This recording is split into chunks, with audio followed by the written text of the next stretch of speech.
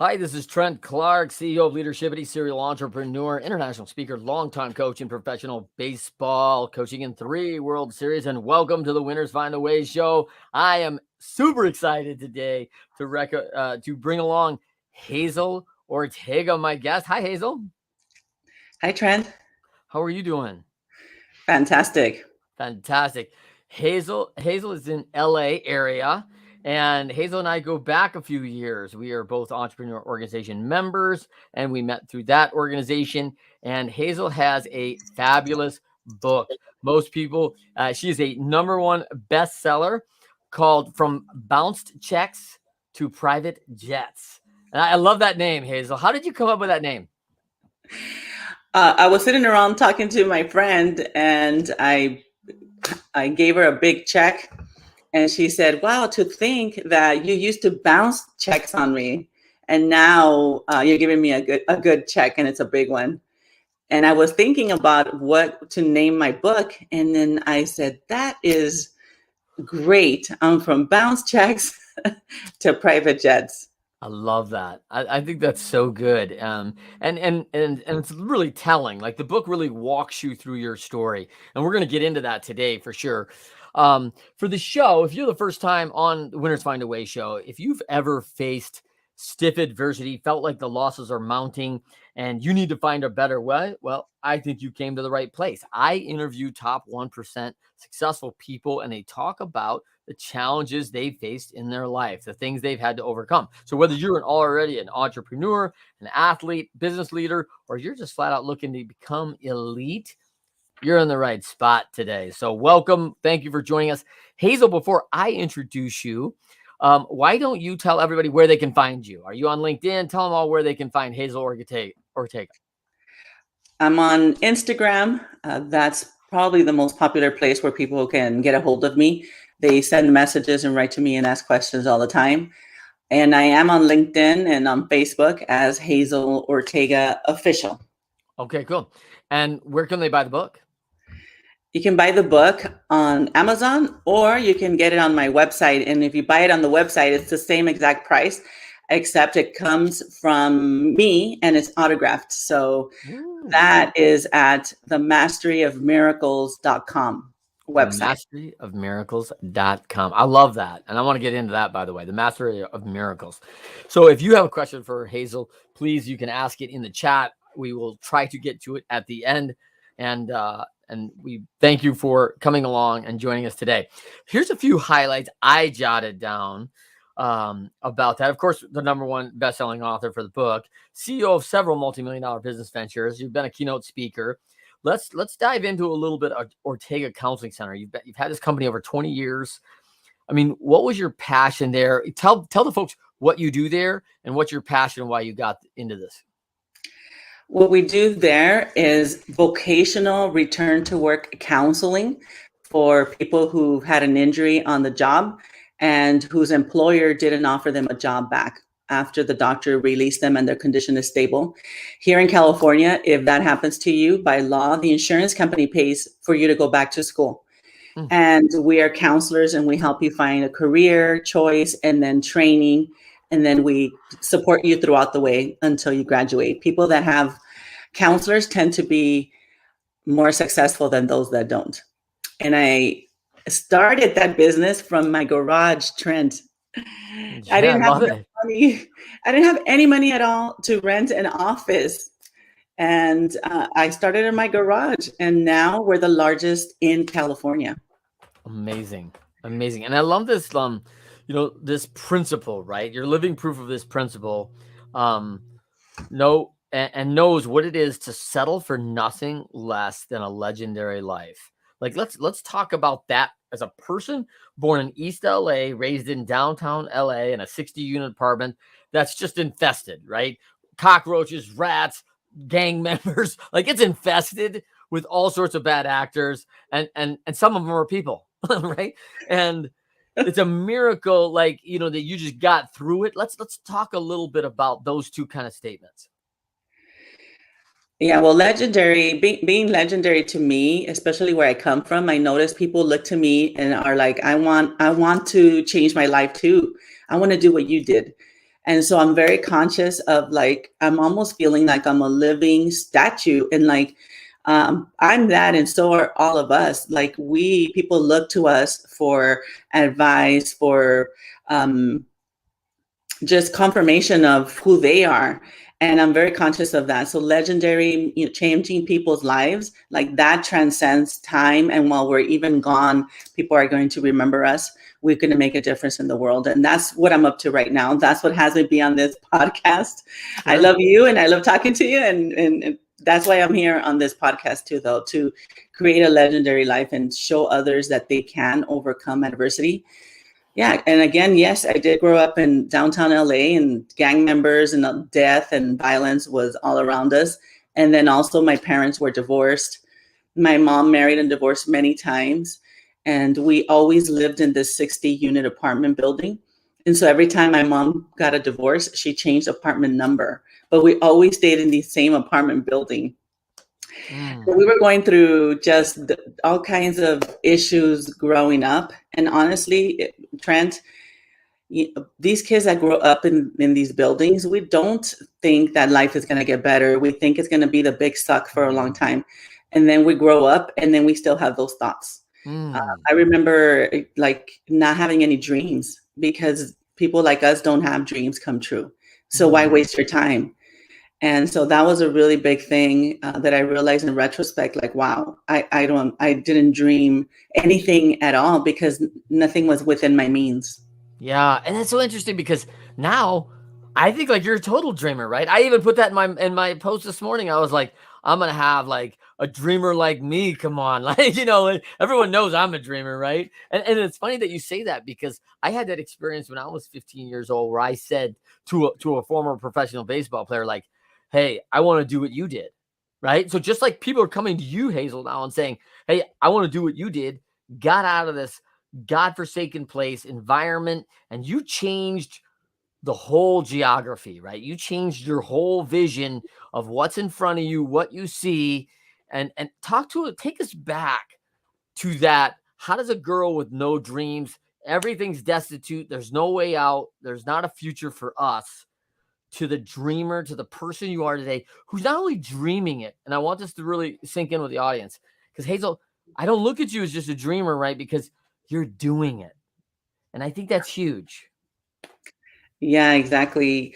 Yeah. So then I grow up in this neighborhood. I don't even finish high school. I get a job right away. I start working at a job where my cousin told me they were hiring for secretaries.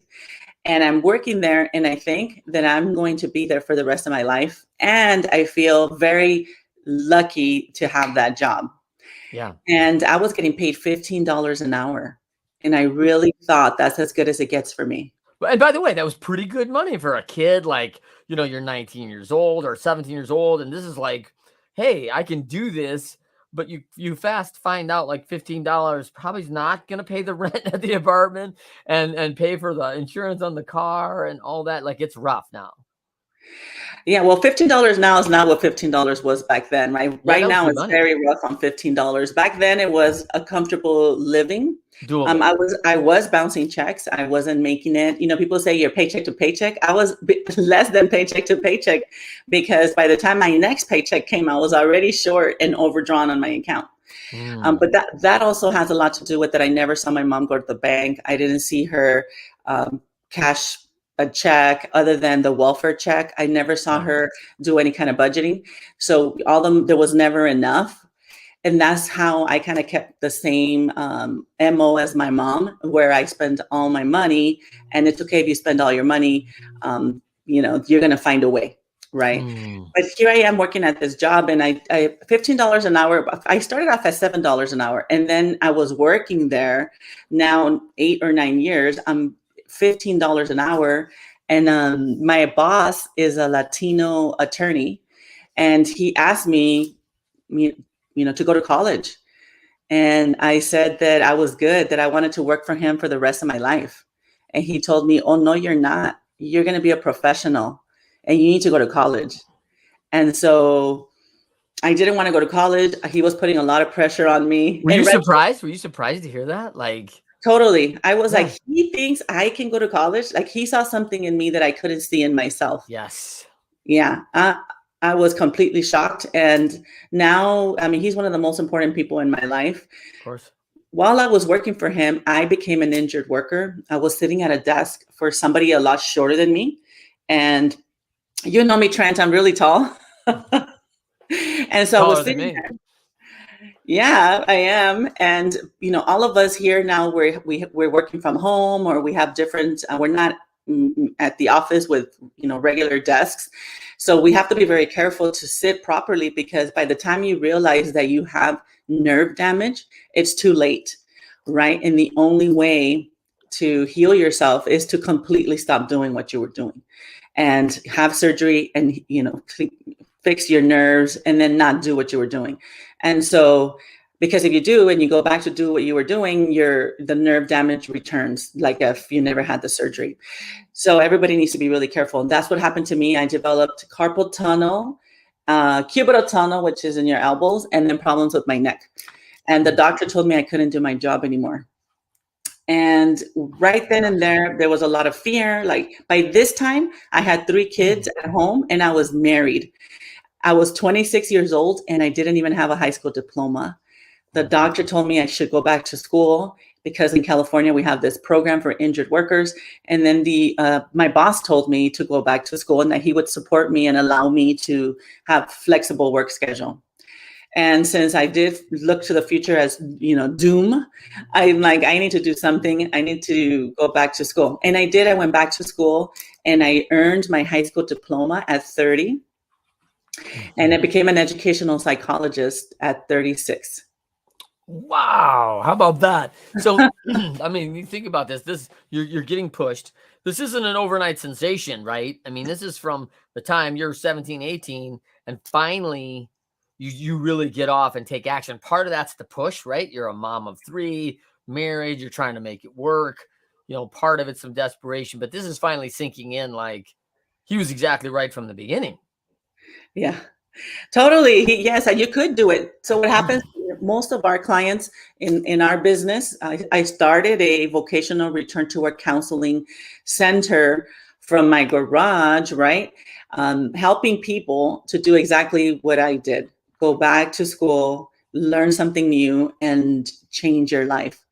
And that's what we do, and that's what we teach people. And one of the things that stops people, a lot of people, Trent, is that you feel like you have such low self-esteem, you don't believe in yourself, that you think you're always going to feel that way. But in reality, it's not that. If somebody wants to go out and become a doctor or a nurse, and you're an older person, you didn't do it right away as a young kid, you feel like you're too old, you can't learn, all these kinds of things. But what happens is every time you do something small and you complete it and you have success, then you build your self-esteem back up, right? You build self-esteem. Every time you complete and have those little small successes, that is what makes you feel better about yourself and keeps you going. So in the beginning, I wasn't shooting for getting a master's degree and becoming a psychologist and opening my own business.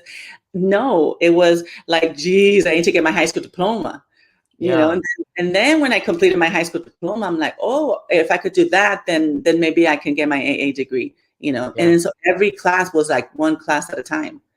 And then that built it up. Let's fast forward to, I mean, let's fast forward to this. You're a restaurant owner now, one of LA's best, right? With the Nixon Chops and Whiskey and Whittier, which is awesome. Designer sensation on Savvy Socks, incredible, Yeah. right? You've had your companies featured in United Nations, LA Times, BBC, CNN, NBC. I mean, talk about this 180 of this. How does a girl who's got no future, 18 years old, gonna go, start this young family, not a degree, not seeing like, hey, I got a job and that's good enough, to fast forward 20 years and you've done this whole thing. I mean, it's incredible, right? Yeah. Yeah. It's a miracle, right? Yeah. Okay. So let's talk about that. In your book, you write the mastery of miracles, right? From bounce checks to private jets. How would you define the mastery of miracles? Well, first of all, describing a miracle is something you can't do, right? So our brain is not designed to make it happen. When we're relying on our own selves to make it happen, and we build goals, and we want to do like the moonshot goal, and we get motivated, maybe we go to Tony Robbins, right? And we Yeah, get yeah, motivated, like, and then yeah. you fall flat because your brain knows you can't do it. It doesn't Mm, believe you can do it. And so when you set goals and vision based on miracles, your brain doesn't try to make it happen. And so it allows it to live and be alive and look at all the details. And so for me, my success tool is creating a vision and dreams based on miracles. Because when I was asked to tell somebody where I was going to be in 5 years, I couldn't say anything different than was already happening in my life. At that time, I was 36 years old. Trent, I was 36 years old. I had just graduated as a psychologist, and I was fist fighting with my sister, who was a police officer. mm-hmm. That's how dysfunctional we were. We Oh, were very violent. We didn't know how to solve our problems without violence, without being mean and silent treatment, and stop talking to my brothers and sisters, and my mom and my dad, and my mom and my dad and their brothers and sisters didn't talk to each other either. They were always fighting. At family parties, there was always a fight. The police were called. Like, that kind of stuff was happening in my life at 36 as a psychologist. mm, Yes. So somebody asked me, where do you see yourself in 5 years? And I'm like, well, why would life look any different than it does mm. today? Right. It was like living Groundhog Day. And a lot of people live that way. Like every day looks the same as the day before. And that's pretty depressing. And there's nothing to look forward to. And so that's where I was too. And then right then and there, Trent, I also realized that I don't dream. I'm very realistic, and most people are very realistic in that if you're making plans for something, you plan on how much money you have in the bank or how much money you don't have in the bank. Like, I can't do that. I know I don't have any money. I Yeah, would love to go to Hawaii, but I don't have any money. Like, yeah. you don't make a dream. And so even in my immediate circles right now, my employees or people I come across, I hear them speaking about how they would love to do that, but they just can't. So because your brain knows to keep you safe and it doesn't allow you to dream, it gets scared. And so I did everything based on miracles. And so I was sitting there and I said, well, I have to answer this lady. I can't just say, I don't know. I can't see a future. So I said, well, okay, if I believe in God and I believe in miracles, I believe in something higher than myself. What is possible if that is true? And then that's when I created a vision of, like, I was going to have a $3 million plus business. I was going to meet the love of my life. By this time at 36, I was already divorced. Mm, I didn't believe in the love of your life. I thought that's something for people on television. yeah. Remember, my mom married and divorced many times, Yep. right? And I didn't believe in that. And then I also said I was going to fly in private jets and that I was going to live in a pimp daddy mansion. Mm. My daughter was going to go to college, and I was going to have a life that looked like I was always on vacation. I mean, like, that would take a miracle to make happen. That would take like God to be on my side, right? And all the angels and everything. But that's what I did, Trent. And whatever it takes for people to get a vision like that, like so big, like, you have to do it. Vision is everything. I think once creating a vision, you're already 50% there. How are you Mm. going to hit a target if you don't even know what the target is, right? Right. And so I didn't even know I wanted all of those things. I would have never said that before if it wasn't for that moment that I was asked that question. And then I said I wanted it by 5 years. I got everything, Trent, within 2 years. 2 years. Wow. Yes. Okay. I drew everything. I don't know if you read that part in the book. I drew everything. And the day that you come to my house, Trent, you'll see that I have my picture in a picture frame hanging in my dining room. Yeah. That's awesome. That is so cool. We might have to put that picture frame in your background when you do these interviews. This would be so cool. Good idea. But that is I mean, didn't you choose psychology to study because of the family environment, thinking we got to figure this out? Like, this family is dysfunction with a capital D. I don't know what we're going to do, but maybe I could study. Did that enter the back of your mind as this is something that I wanted to do? No, no, not at all. Because as Latinos, we tend to not believe in therapy and psychologists. Okay. We were like, no, that's not for It's us. not culturally like the go-to, right? No, what happened was that I was working as a legal secretary in the workers' compensation law office. So Yes. we were already helping injured workers, and these injured workers were calling and they were suicidal. They were having marital problems. They were having financial problems. They were losing it.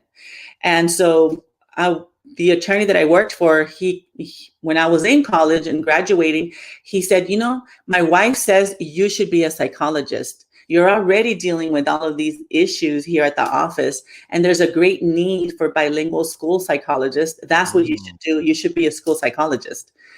And he was like a pushy angel to me. So I went to college and I looked into it. Yeah, that's what I call him now. You call him the pushy angel? I Yeah. think he may have that tattoo somewhere actually called, pushy angel, like that's awesome. I love that nickname. Totally. So he's the one. So in sports, everybody has coaches. Yeah. I believe that that coaches and people that come into your life and notice something about you, those are essential. Like, listen to that. Listen to people when they say that you're great and they see something in you. And everybody else, for us, our responsibility is to notice that in other people. There's always something in people, great in people. You just have to notice it, call it out, tell them. If nobody had told me that, I would probably still be working as a secretary. Honestly, this man really called me out and saw something in me when I didn't believe in myself. And there's days that I just wanted to quit school. It wasn't for me. Imagine I was working 9 to 5 and then going to school 7 to 10. I would also go to school Saturdays from 8 a.m. to 5 p.m. and on Sundays from 10 to 2.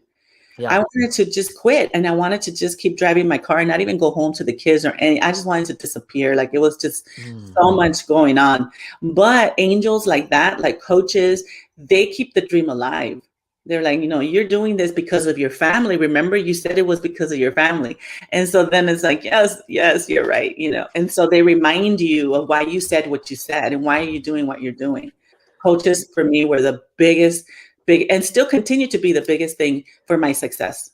Right, and I love that. You use that in your nonprofit, Angels for Injured Workers. This angel feature has kind of been throughout your life. And I love that because a friend of mine and I were sitting a couple weeks ago, and he told me the story of a coach that he just hated, and he was like, yeah, we were super successful. He always had winning teams. And when we played for him, he made us work so hard. And I really felt awful for my buddy Bill, who was kind of an overweight kid, and the coach honed in on him, and he just like, man, Bill, you got to be this. And he rode Bill like really hard, right? And they ended up becoming champions in their league. They ended up winning a title together, and Bill ended up playing football for the University of Michigan and ultimately in the NFL. Because this guy who was so hard on everybody said, I see your potential and I'm going to push you into it, whether you like it or not. You're on my team, and this is how it goes. I will absolutely maximize your value, right? And Exactly.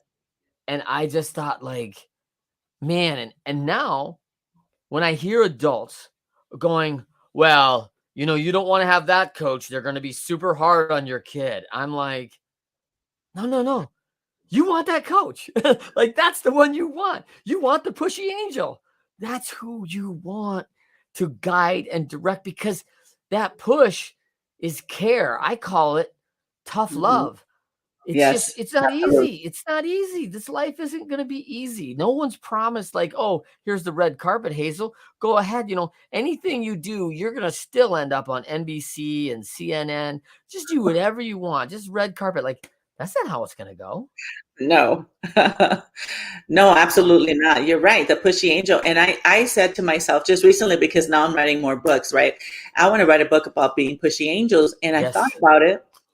I have a kid, one of my kids, he's 26 years old. And he's kind of like, just chilling, Wait, And one of your children?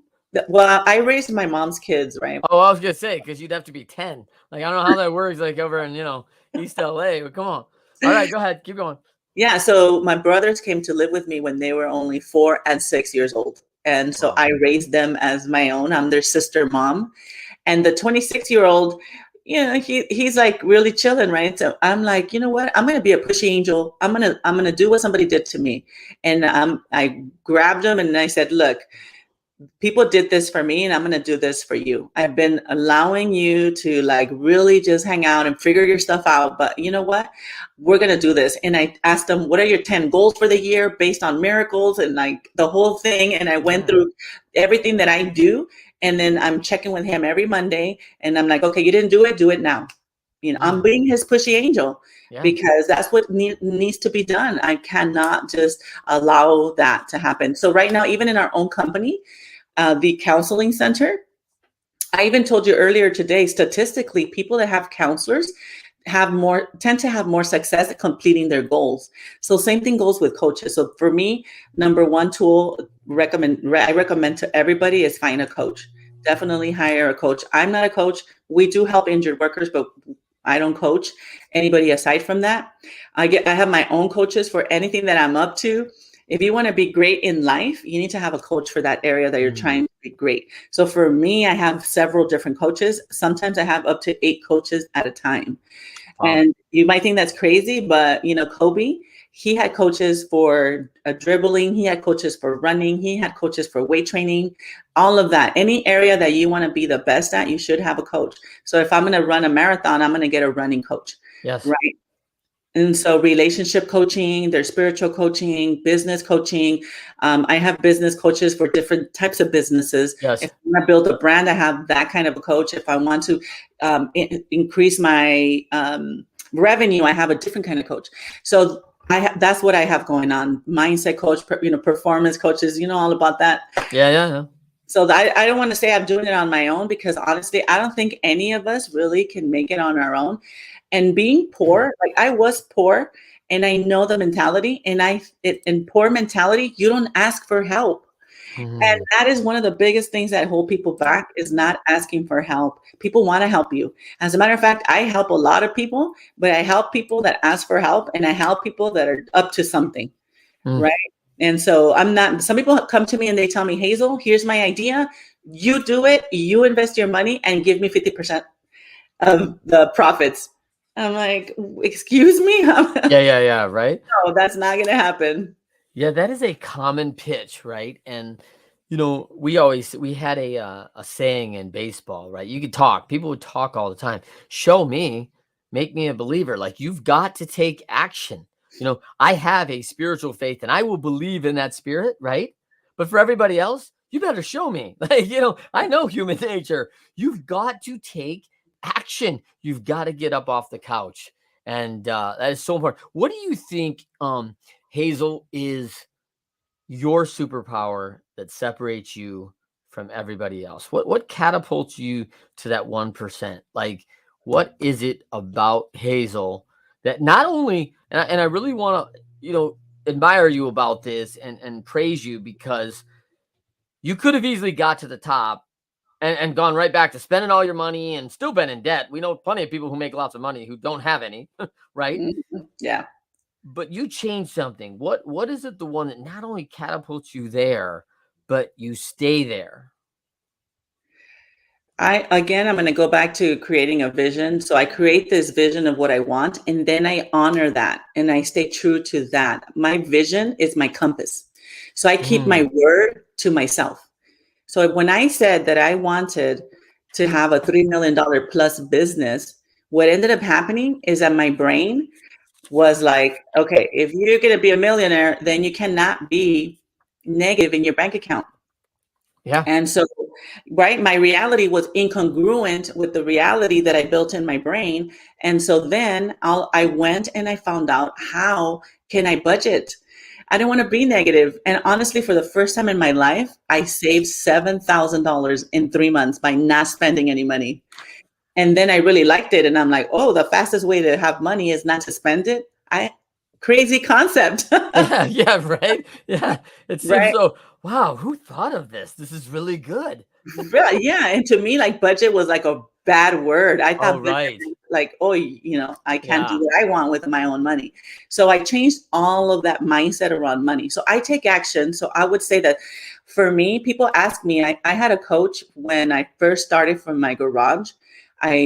Within 5 years, I hired a coach. And then the people in her group, she had a women's group, and people ask me, how did you become so successful? I'm still with her and I'm not as successful as you are. And I say, because I do what I say I'm going to do. Like, that is the difference. I do what I tell. Like, we have our one thing that we're going to do for the month, the one thing for the year, and all my actions are towards those things that I said I wanted. Right? Like, I want to be number one in California. I want to have great relationships with my family. So I do what I say that I want. So I think that's one of the biggest things also, is honoring your word.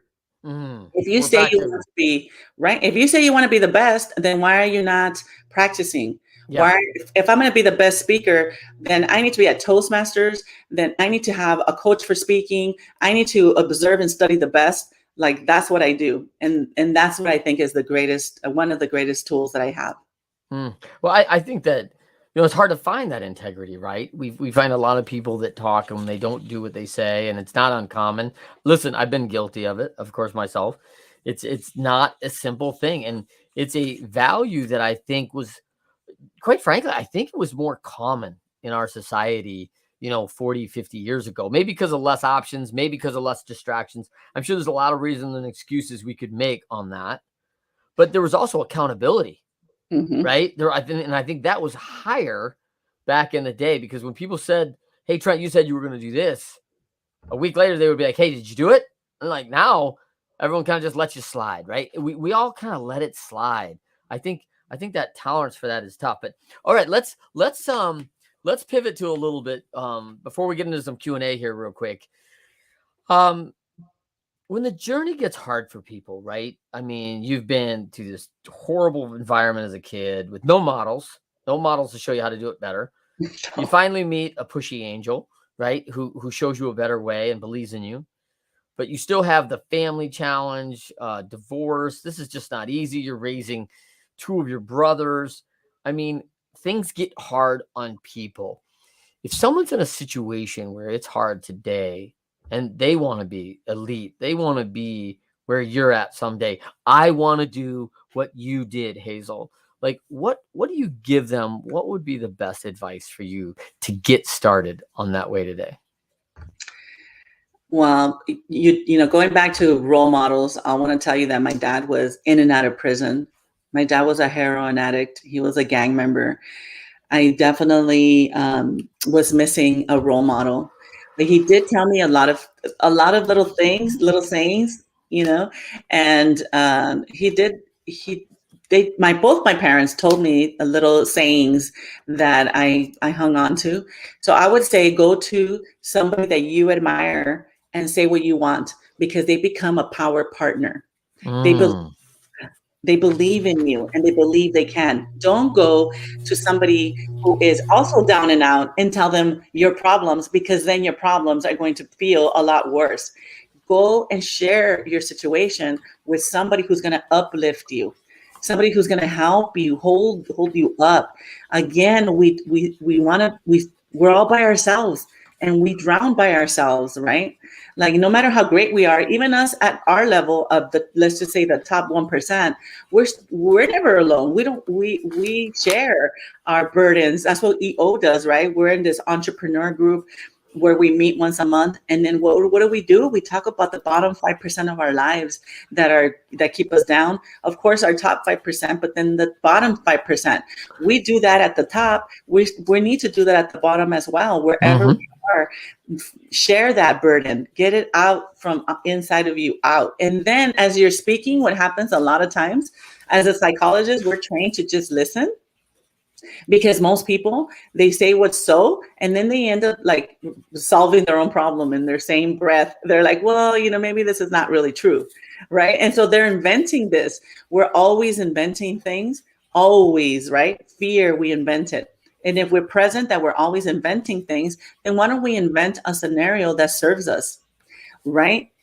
But no, we're inventing the fear scenario, the worst case scenario. So for me, I'm very conscious that what comes out of my mouth, is it real or is it not real? I think that's so good. That's so good. Let's talk a little bit about you've had lots of success. I mean, you've won many battles. What do you think the number one thing is that you've overcome in your lifetime? The number one battle you faced? Well, in the book, I write about my mom going to prison, right? And so, as adults, we tend to deal with our feelings that we didn't deal with as children, and not believing in myself because, my mom and my dad separated. She married and divorced many times. When she divorced some of my stepfathers, I was a little bit older, and I can recall feeling very angry, like they left me, right? I don't know that they're having problems with my mom. I'm thinking they're leaving me. And so as an adult, that manifests itself as you love me, but you could leave me. So nothing felt secure. Right. And so then in all my relationships, in my love relationships and in my familial relationships and in my friends, I always felt that people could leave me. And so I was not authentic, and I was really an angry person. And so I had to get over that. And to get over that, you have to go there where it hurts, where you don't want to go, and where it's heavy. And most people, they tend to run away from where it hurts. You just like, oh, I don't want to talk about it. Oh, don't, we're not going to have that conversation, because they fear that it's going to get ugly. But you have to go there. You have to face all your fears. And that's what I did, Trent. One by one. I told one of my sisters, I feel like you love me, but you don't like me. And then I told another sister, I feel like you don't love me. And those kinds of conversations, I mean, I felt like clear and present danger. Like I thought I was going to die asking that question. Right. I felt that I already knew the answer. And the answer is, yeah, you don't love me. You don't love me. And that is God awful. And so that was in my space. For 5 years, I was in my garage, not growing, having a lot of problems. I was already divorced. My life wasn't working. It was these traumas and things that I was dealing with that I didn't know how to solve. And then I started going to personal development seminars. And that's where I started working on myself. I started going to the places that I was avoiding. I started asking the questions like, is it really true? I would say my sister's a bitch. My sister doesn't love me. I would say stuff like that, and then it was like, well, does she really not love you? And it's like, well, I mean, she doesn't act like it, and all this stuff. And then I started getting like my mind really straight, like, come on, she loves me, But I asked her, I text her. I saw my older sister on Facebook. She put a sign that said, can't we all just get along and love each other? I don't know what crisis was happening in the world. And then I text her and I said, I saw what you put on Facebook and I feel like you don't love me. Why don't you start with family? I told her this, okay? And she's like, you're so stupid. She said, yeah, 46 years, really? That's what her text said. And for me, I interpreted that as, oh my God, that's proof she doesn't love me, because I'm telling her, you don't love me. And she says, you're so stupid. So then obviously she doesn't love me. That's the proof. And then at night I was thinking about it and I said, you know what does she really mean by that message? And I interpreted a different way, right? We're always adding meaning to things. I'm adding the reality of that, right? I'm inventing what she means because I don't know what she means. And I said, wait a minute, she's saying 46. I was 46 years old when I sent her that text. Okay. And she's like, I've been loving you for 46 years. You're fucking stupid, basically. Yeah. Right. What can I do to make you feel like you love me? And in that moment, I totally got it. And I'm like, you don't have to do anything. Like, you love me. You love me. You don't have to show me. You don't have to do anything for me. You don't have to call me and tell me you love me. You don't have to visit me. I just know it. I totally got it. So going to those spaces, and I've never asked her that question. That is how generally I would feel because of all the trauma growing up. Is that I'm not lovable and that you could leave me, but it's all made up. up, right? It's something that I invented. And then when I start to ask the questions, I get the answers, and the answers are like, come on, I love you. What do you know? And it's crazy. Once you ask the question, it's like, as soon as you're halfway done asking the question, you already know that you're being silly. That's not true. Of course they love you. Yeah. Anyway, that's been my biggest thing that to overcome of my childhood traumas. All right, let's talk about, because as a counselor, you probably see a lot of people, and a lot of people come in like, "Hey, I want to do what you did." They say these things to you. They say, "Hey, like I've got these challenges, and it's never going to be different. It'll always be like this, Hazel." And you're like, again, is that true? What When you look at people, what do they not see about themselves in the mirror that you think they should? Oh my God, that's such a great question, Trent. So in my training in my office with the counselors, I tell them, everybody has something. So when you need to remind people of their greatness. So Yeah. when they call, I tell people, you're articulate, you're intelligent, you graduated high school. You have 10 years experience in customer service.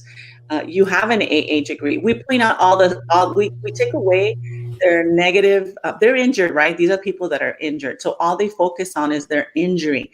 I can't do anything. I can't do anything. And so what we do is point out like, well, ma'am, you did call us. So you can use the telephone. Yep. You have a great voice and you're intelligent. And so we start pointing out like really positive things, and they end up feeling better about themselves when they walk away.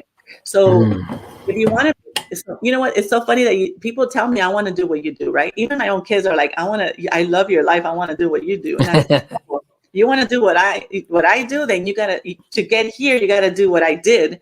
Oh, And yeah. I became very grateful for what I have.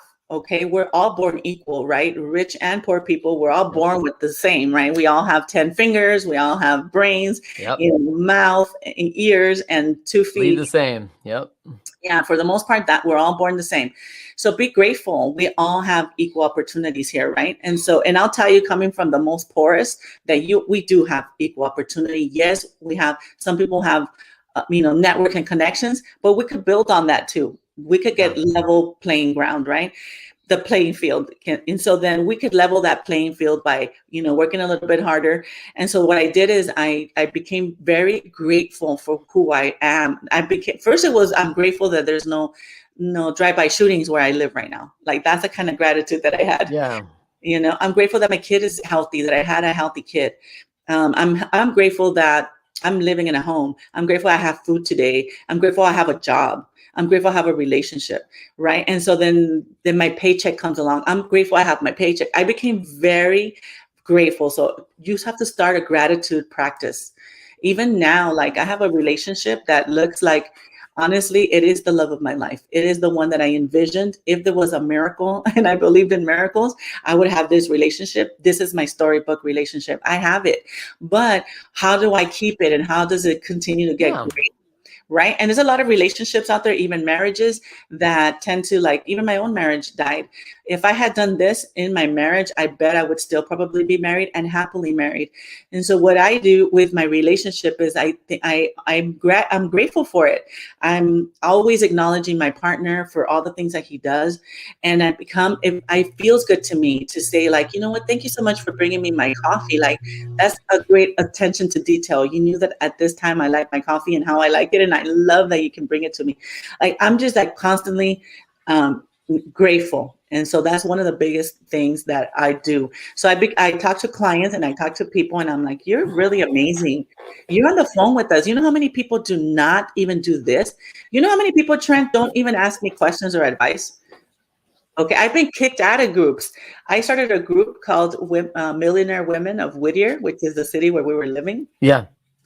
And as soon as I started having success, they kicked me out of the group. They got uncomfortable being around me.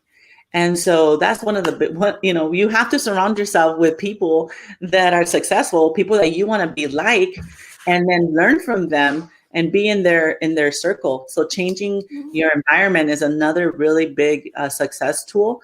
No matter where you are, like people would say to me, you were a big fish in a small pond. That's what happened, right? you grew up poor and you were a big fish, around everybody else. And I'm like, no, around everybody else, I was just like everybody else. I wanted to be a gang member. I was mean. I was judgmental. I was fighting. I was ditching. I was getting the F's in school. I was not a rock star in school at all. There's no way. I was the kid you don't want your kid to hang out with. Okay. And so what happened was I changed my environment. So a fish can't grow big in a small pond. I had to change my environment to grow. And when I got the job at this law firm, that's where I changed my environment. And now I'm exposed to judges and lawyers and people that are millionaires. I never had that before. And so there I was like, oh my gosh, this man has a hand painted tie. Like, how can I get that? Like, what do you do? We look the same. He has 10 fingers. I have 10. That's right. That's what I did, is surrounded myself. I was in a different pond, and I keep doing it, right? Then I joined EO. Once my company hit $1 million mark, I joined entrepreneurs that were making $1 million or more. And then now in this organization, we have within it other groups that make $15 million or more. And then my friends. And so, so that's another big thing, is surround yourself with those kinds of people. I love it. Thank you so much, Hazel. This has been awesome. And I just drew a bunch of things today, like, pushy angels. My vision is my compass. I hire coaches. A fish can't grow in a small pond. Start it in your garage. Take action. Do what I say I'm going to do. I love that. Even finding value from your parents in prison and what they gave you, right? Like, they did give you some quotes and some things to tell them what you want, right? Like, you developed that, found people that you admired, told them what you want, and they became a power partner. I love that, power partner. And you taught us to speak our burdens, right? Like that happens. These are our burdens. You got to have entrusted friends, trusted advisors, and you speak to your burden. And is it true? I think that's a great question for anybody to ask. We have this, innate voice in our mind that tells us a lot of lies. Mm-hmm. And we're really good at lying to ourselves, right? Mm-hmm. So I love that. Let's audit that inner voice. Like, is that true? Or is that one of these self lies that you like to make up, Trent? Because I'm pretty good at that, by the way. And it's not a strength I should have. And then, of course, like, you talk about growing up without a security, right? Like, these people could leave me. These people will leave me. Like, we start talking, that voice starts saying, but we have to face that fear, face that pain of our childhood. And then some really good direction of start a gratitude practice. That's so important. For people who don't know what a gratitude practice, you can find it all over the internet. You can reach out to Hazel, reach out to me. A gratitude practice tends to start every morning. Like, wake up and start with something that you are thankful for. Let somebody know, write it down. It's just as simple as writing 3 most things you're grateful for this morning, right now when you wake up. Will start your day in so much of a better way. Surround yourself with the people you want to be like. I know that sounds simple, people, but like, are you doing that? Are you doing that today? That's huge. All right, Hazel, I want to end with this. Do you have a go-to, like, quote or verse or something, like when things got you kind of jangled and you don't feel like you're on your game, your voice might be getting up inside your mind and, hey, I need to brush that out and get back to action. Do you have a saying or verse that you go to? Yeah, I'm so glad you asked that. So yes, I do. When I get stuck or in my feelings, or I default to being Hazel from like the past. Yeah. I ask myself. So first of all, I would say, like, always have mentors. And what you said right now is true. Some people might have difficulty finding those people. Well, you could find on the internet, right? People. So even at our stage, like, to have mentors, you have to look for them, right? So for me, I have J-Lo as a mentor, Oprah as a mentor, and Jesus Christ, right? And so when I'm stuck, I can say, like, what would J-Lo do? Would J-Lo be perturbed by what's happening right now? No, she probably wouldn't. What would Jesus do, in this situation? And so then that gets me unstuck. That, because I already know what Hazel would do. And, Hazel's default is, maybe get angry, whatever, Yeah. where I'm at that moment in fear, right? But, going to those mentors and asking, like, what would they do? That is what gets me unstuck and gets me Mm. outside of myself and act differently. What is possible here? But that is what the biggest thing that I do is, and some people have told me, and my kids tell me that they ask themselves, what would Hazel do? Oh, they do. Yes. I love Yeah. that. And at my company, when you actually really do keep your word and you honor your values, your employees also should be just like you. So my employees in my company runs itself. It has been running itself for over 5 years now. And one of the things there that the employees tell me is that when they're stuck, and of course I'm not there, that they ask themselves, what would Hazel do? And then that's it. So when in doubt, always do the right thing is what I tell my kids. When in doubt, do the right thing. And that's something really good too. Like you're weighing what to do. It's like, okay, then do the right thing, right? It's really easy to do like the lazy thing or, your defaults, but when in doubt, weigh it out and do the right thing. Yeah, I tell a lot of people, and I tell my kids too, like, hey, when push comes to shove, there is no wrong way to do the right thing. Like, if it is the right thing and you believe that in your heart and mind, you got my full support. Now, we might audit that later and like, hey, was it the right thing to do? Yeah. But in your mind, if you thought that was the right thing, there is no wrong way to do the right thing. I love that advice. Yeah. My quote, I thought about this week about, thinking about your book, thinking about you, our relationship. And I came up with this verse that really stuck to me. It was actually a quote from a guy named Michael Lombardi. But the reality is that the line between success and surrender is often very thin, and that many of the people we most want to emulate nearly capitulated to adversity at some point as well. Like they faced it and they were like, oh man, I don't know if I should do this. Oprah, J-Lo, listen, Jesus is going into the garden going, hey, listen, if we don't have to do this, like, I'm pretty good without this whole cross thing and the whole, the whipping that's about to happen, right? Like, we face adversity. And I just think it's so powerful for you've got to face that fear. You got to go in. And, I think for you, I just thought of that because I'm just thinking there's so many ways, there's so many roads you could have just 180'd and gone back. Like, you just could have turned around and said, you know what? It's getting too hard now. I don't know the direction. I don't know where to find it. All those little things and the excuses we make. But, I just have a lot of honor for you, Hazel. I just admire you in what you've done. I love your book. I haven't read the whole thing yet, which sucks, but it is, I've recommended it like 5 times. And I know you do a ton of things for people who want to be better, who want to get ahead. And I know you're a refreshing voice for people in the minorities, in women, leaders, telling them that message that I love to share too. Listen, all put our pants on the same time. We all got the same things. We all got 10 fingers and toes. Like you've got what everybody else got. And if someone else has done it before, I guess you can too, right? Somebody else did it. So I just love your message and I'm thankful we have this friendship, Hazel. I'm blessed.